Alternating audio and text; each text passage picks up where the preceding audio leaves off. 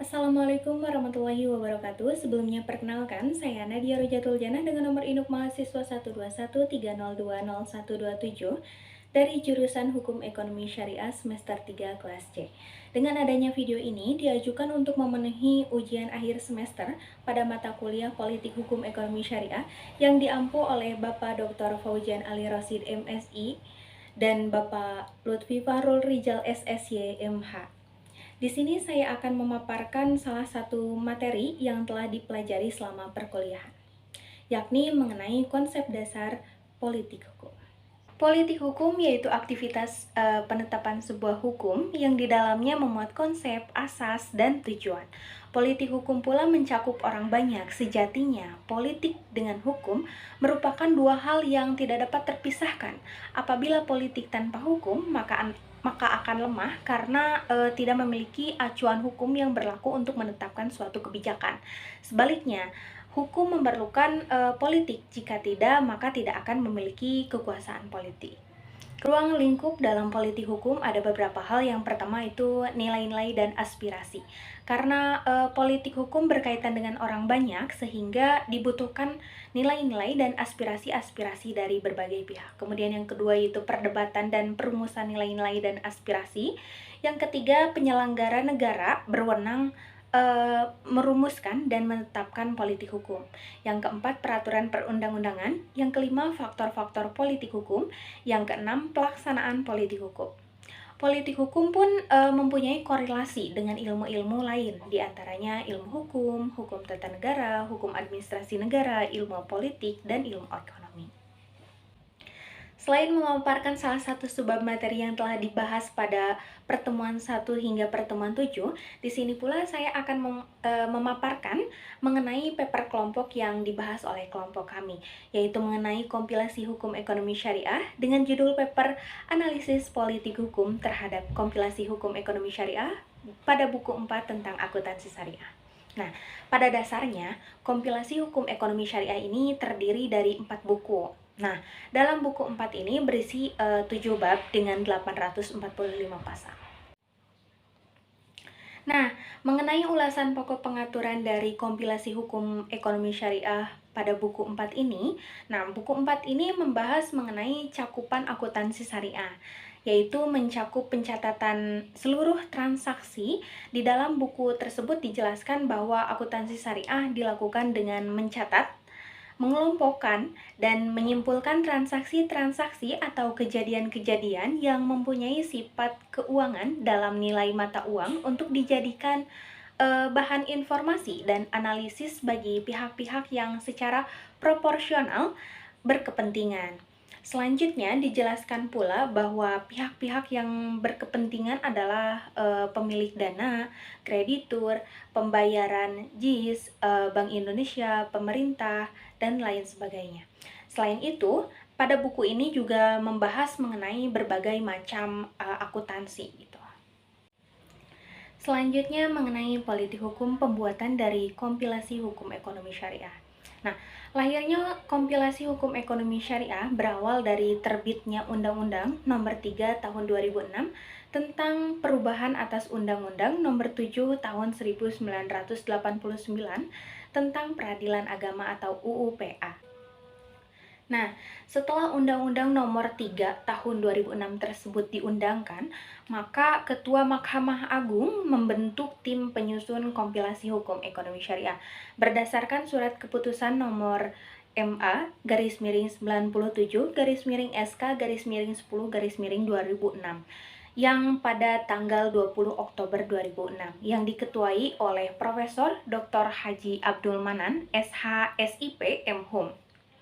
Tugas dari tim tersebut secara umum adalah menghimpun dan mengolah bahan atau materi yang diperlukan, kemudian menyusun draft naskah, kemudian menyelenggarakan diskusi dan seminar yang mengkaji draft naskah tersebut dengan lembaga, ulama, dan para pakar. Kemudian menyempurnakan naskah dan melaporkan hasil penyusunan tersebut kepada Ketua Mahkamah Agung Republik Indonesia. Nah, pada tahap awal kompilasi hukum ekonomi syariah memuat 1015 pasal, Kemudian diadakan pembahasan dan diskusi tentang materi draft kompilasi hukum ekonomi syariah ini, sehingga diperolehlah draft kompilasi hukum ekonomi syariah yang berisikan 845 pasal. Baik, selanjutnya mengenai analisis SWOT, yang pertama yaitu strength atau kekuatan.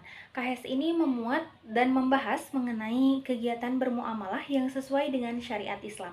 Hal ini memudahkan para hakim, praktisi hukum, dan praktisi ekonomi syariah karena memudahkan mereka untuk merujuk hukum yang sesuai dengan keinginan para pihak yang berkepentingan.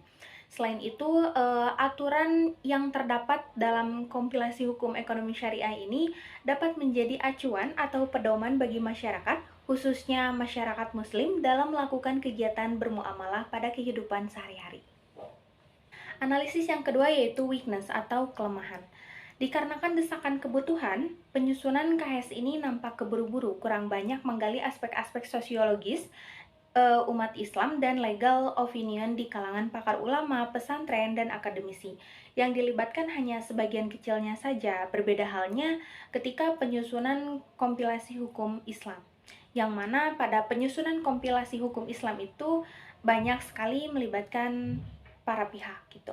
Namun dengan demikian harus diakui bahwa kompilasi hukum ekonomi syariah ini merupakan karya besar dan terobosan baru dalam sejarah pemikiran hukum Islam di Indonesia.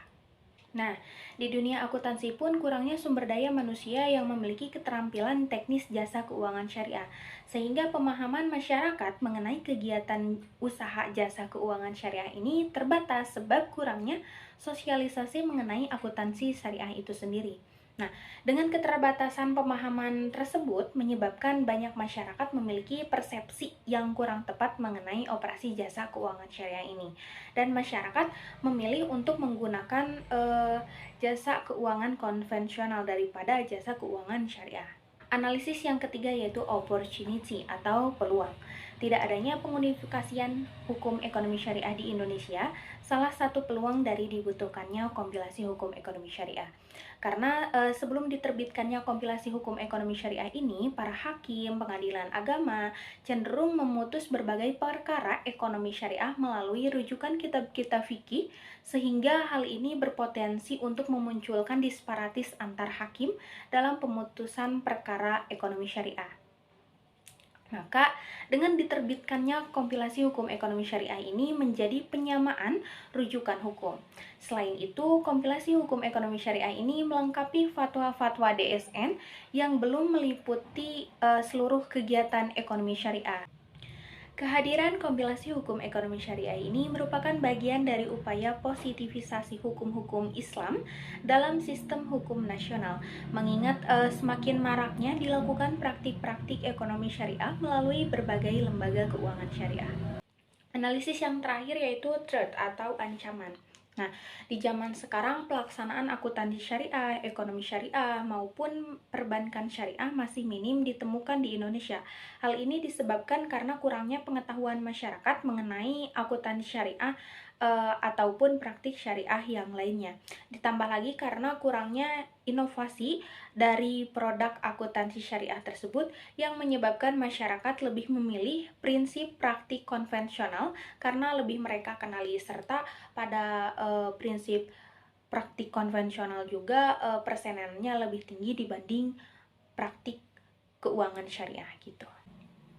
Keadaan zaman, tempat, dan masyarakat yang selalu berkembang juga akan menjadi rintangan sekaligus ancaman bagi kompilasi hukum ekonomi syariah ke depannya.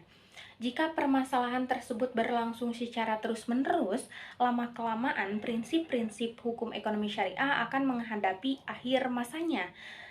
Dalam kajian istinbat hukum Islam dikenal dengan kaidah perubahan hukum itu ditentukan oleh perubahan waktu, tempat, dan adat istiadat.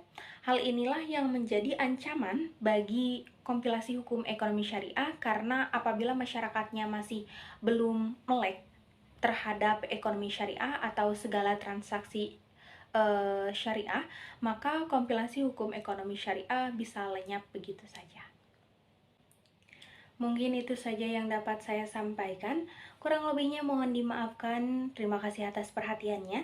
Akhirul kalam, wabillahi taufiq wal hidayah. Wassalamualaikum warahmatullahi wabarakatuh.